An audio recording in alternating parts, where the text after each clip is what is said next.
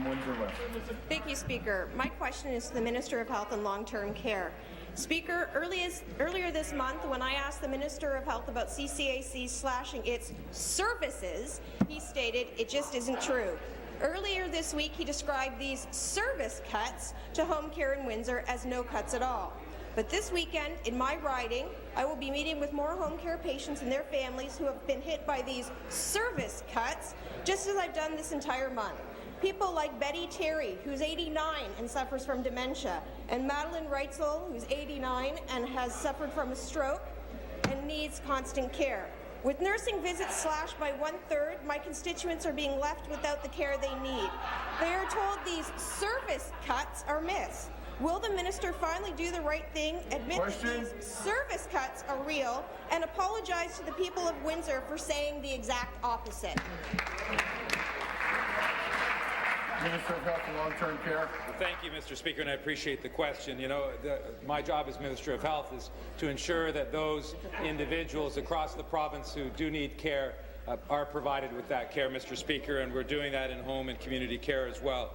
In Windsor, in Erie St. Clair, Mr. Speaker, we're not changing the criteria, nor will anyone have a change in their services unless their objective assessment indicates that they require a change in their services. And sometimes that's an increase in services, Mr. Speaker, and sometimes that's a decrease in services, but it's made by our care coordinators, our healthcare professionals, in a very objective way through assessment.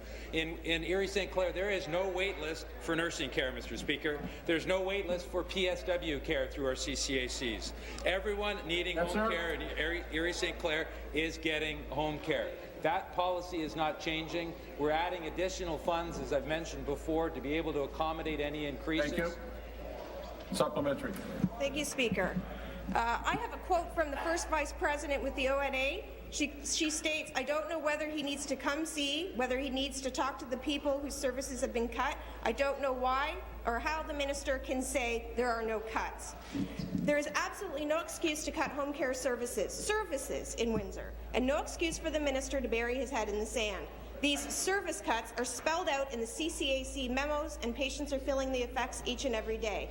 If the minister really thinks that there are no service cuts to home care in Windsor, he needs to order that the home care services that have already been reduced be fully restored immediately. So why does the minister continue to deny that these shocking service cuts, not funding, service cuts to home care are happening under his watch? Thank you. Minister. Thank you, Mr. Speaker. And yesterday I had the opportunity to speak both with the CEO of the CCAC and Erie St. Clair, as well as with the CEO of the LHIN that has responsibility, and they're working together. In fact, there's a board meeting, an open board meeting today of the LHIN. The CCO is going to present, and I would encourage, I look forward to the member opposite, frankly, any members in this legislature, if they have specific examples, specific individuals that they feel are not receiving the care that they're entitled to. I expect them, I in fact believe they have a responsibility to bring those specific cases to my attention. The third party has not done that in any specific example of bringing their responsibility to bring those people to my attention, and I look forward to hearing from that. And I would suggest that they follow the lead as well of the member from Sarnia-Lambton, who is working with our LHIN, working with their CCA. It's their LHIN, their CCAC, and there's meetings taking place. Thank you.